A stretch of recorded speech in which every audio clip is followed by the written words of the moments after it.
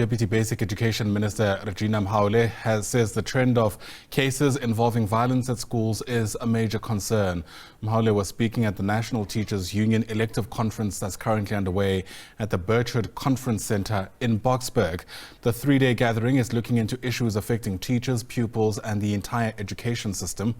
In fact, what we've learned so far is that in the latest case, a deputy principal at Bronkhorstspruit Primary School has been accused of raping a pupil, and in fact his case has now been postponed to next Thursday for bail. The 53-year-old appeared before the local Magistrates Court yesterday and is still in custody. He's facing 3 counts of rape for allegedly assaulting an 8-year-old pupil.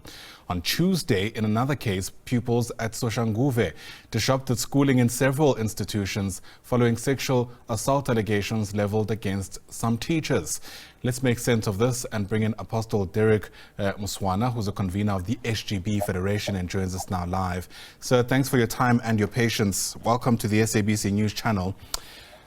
I'm at a loss for words given just how shocking some of these cases have been, and I suppose a good place to start is by gauging from you what you reckon is happening at these schools.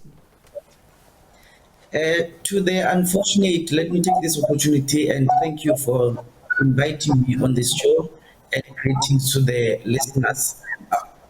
What we are experiencing in schools community is violence, and this violence is not only a school problem, it's a community problem, because these secondary school learners, primary school learners are experiencing violence daily, either through teachers or amongst themselves. So it's a shocking revelation, and it's unfortunate that the current education systems and the policies in place do not warrant a situation where we should take extreme measures against any perpetrator of these violences.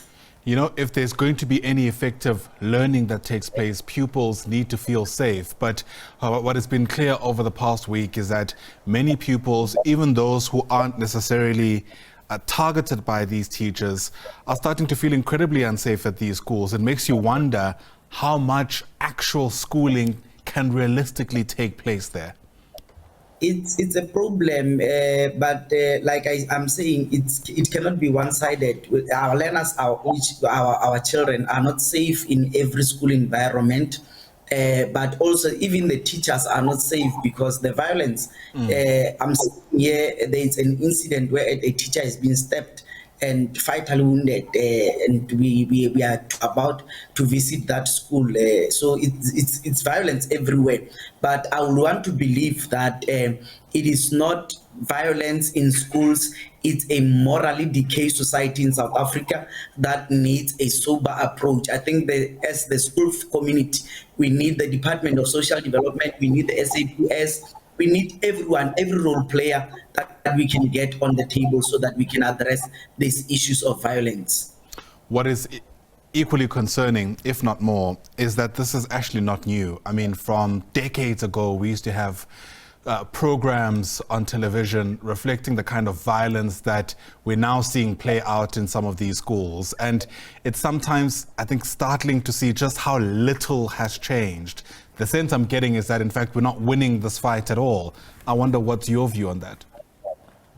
We have lost programs of moral regeneration. In my school days, I used to have soul buddies. I used to have things such as Love Life and others that were assisting in building a humanitarian sense of responsibility amongst learners. So unfortunately, the department has abandoned all those programs and focused more on tender systems and tender procurements. So until we go back to the basics and build a human child in the school communities, we are not going to win these battles. We need to have those programs back, and other parents are also saying we need religious educations back in school so that our schools can pray, and because I can tell you, this is not only an emotional problem, it's a spiritual problem. Because imagine in grade R where violence can erupt, and you find a grade 1 student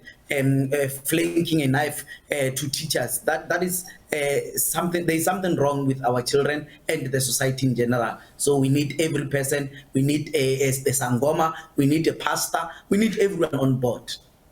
I hear that, but I wonder how practical it is, Mr. Muswana. We live in a circular state where there isn't necessarily a religion of the government.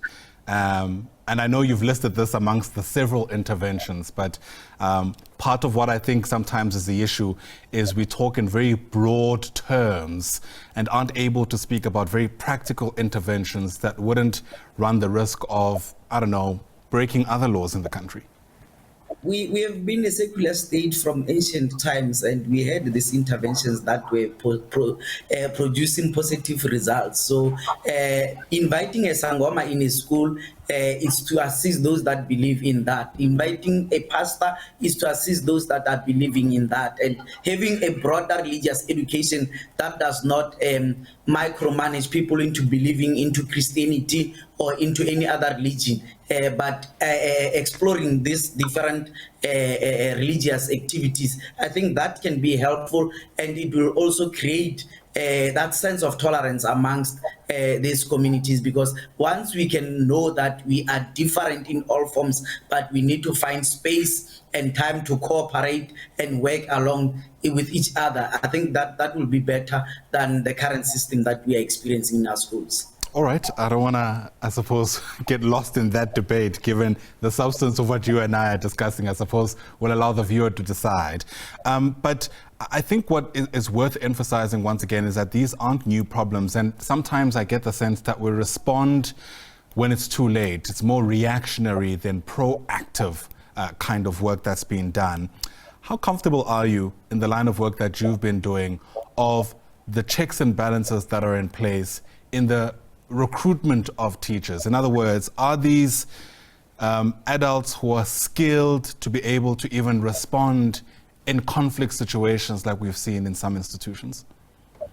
To the unfortunate, the current education system or the current recruitment system of South Africa does not allow to employ only those that have started from the first year as teachers. We now have got engineers who have converted into the teaching profession. We now have got geologists that out of a frustration of employment, they've also find shelter into the department. So we don't have teachers necessarily. We have got unemployed graduates who are now seeing an opportunity in the education sector and now seeking employment. And that is the problem, because they are not trained to deal with these institutions. They don't have any classroom management techniques. They only have got 1 year postgraduate certificate that now qualifies them to be teachers. So and when incidents of this nature arises in our respective schools, they are clueless. They don't know how to respond. That is why some of them, they even respond in a violent manner,